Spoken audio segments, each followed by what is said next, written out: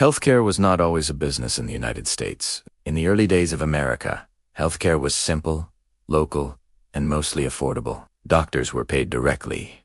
Hospitals were run by charities or religious groups, and medical care was seen as a public service rather than a profit-making industry. So how did America reach a point where a single hospital visit can cost thousands of dollars? To understand this, we must go back in time. In the 1800s and early 1900s, most Americans avoided hospitals unless absolutely necessary. Hospitals were places for the poor, the elderly, or the very sick. Most care happened at home, and doctors charged modest fees. There was no health insurance system because healthcare costs were relatively low. But everything changed during the 20th century. The turning point came during World War II.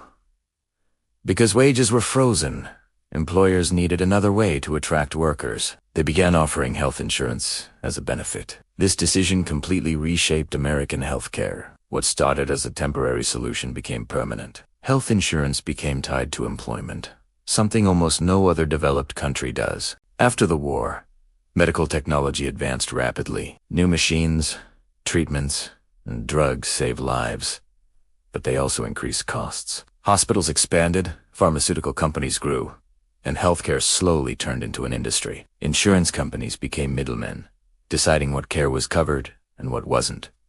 Patients no longer knew the true cost of treatment because insurance paid most of the bill. By the 1960s, government programs like Medicare and Medicaid were introduced to help the elderly and poor. While these programs expanded access, they also injected massive amounts of money into the system. Prices rose because providers knew insurance or the government would pay. Unlike other countries, the U.S. never introduced strict price controls.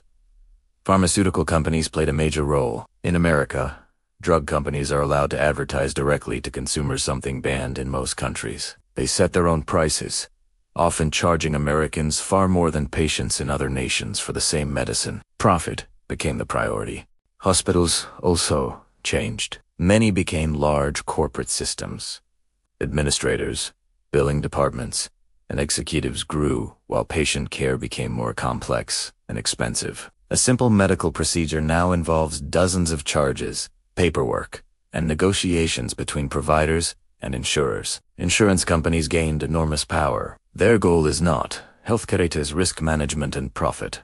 They decide which treatments are approved, how much doctors are paid, and what patients must cover out of pocket. This system benefits corporations, but leaves many Americans confused, stressed, and in debt. Today, the United States spends more on healthcare than any other country in the world.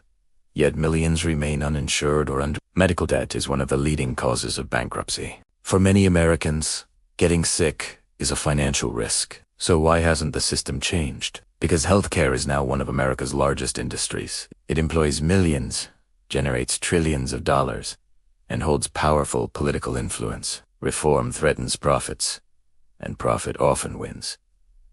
Healthcare in America didn't become a business overnight. It evolved slowly through war, policy, technology, and corporate growth. Understanding this history explains why the system feels broken today. And until profit stops being the priority, real change will remain difficult. This is the reality of healthcare in the United States.